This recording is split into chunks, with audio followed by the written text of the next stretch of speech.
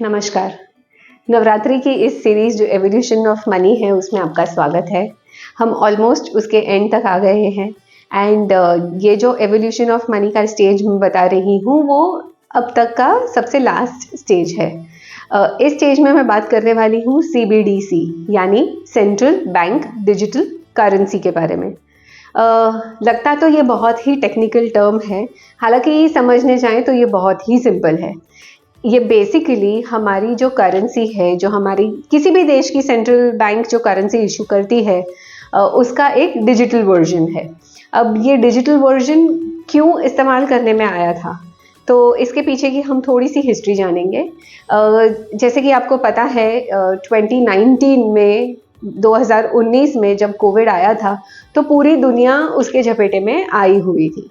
तब लोग एक दूसरे से दूर रहते थे, सोशल डिस्टेंसिंग हमें बनानी पड़ती थी, तो कॉन्टैक्टलेस पेमेंट का एक जरिया होना बहुत ज़रूरी था। उस समय बहामास में सबसे पहले डिजिटल करेंसी का इंट्रोडक्शन हुआ था। उसे सैंड डॉलर्स कहा जाता था। तो 2020 में ये करेंसी इंट्रोड्यूस हुई थी एंड धीरे धीरे बहुत सारे देशों ने इसे फॉलो किया था। हम भारत की बात करने जाएं तो हमारे RBI ने ये करेंसी दिसंबर 2022 से इस्तेमाल करना शुरू किया है।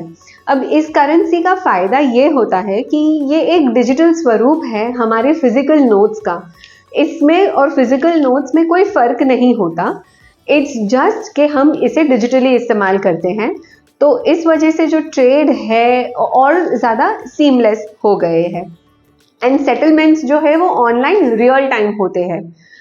हमें रुकना नहीं पड़ता, कोई टाइम लैग नहीं है सेटलमेंट्स में इनके पीछे। तो ये और एक चीज़ इसमें हम बताएं अगर आपको, तो ये जो CBDC है it is a recognized currency by all the countries because ये सेंट्रल बैंक ही इश्यू करती है। ये जो चीज़ है उसे क्रिप्टो करेंसीज से डिफरेंशिएट करती है बिकॉज क्रिप्टो करेंसीज जो है वो प्राइवेटाइज्ड बिटकॉइंस क्रिप्टो करेंसीज जो है वो प्राइवेटाइज्ड कॉइन्स है, टोकन मनी है, जबकि डिजिटल करेंसी जो है किसी देश की वो एक सेंट्रल बैंक ने इश्यू की हुई करेंसी है, तो उसे लीगल टेंडर माना जाता है एंड उसकी ऑथेंटिसिटी जो है वो is as good as a physical note जो हम इस्तेमाल करते हैं।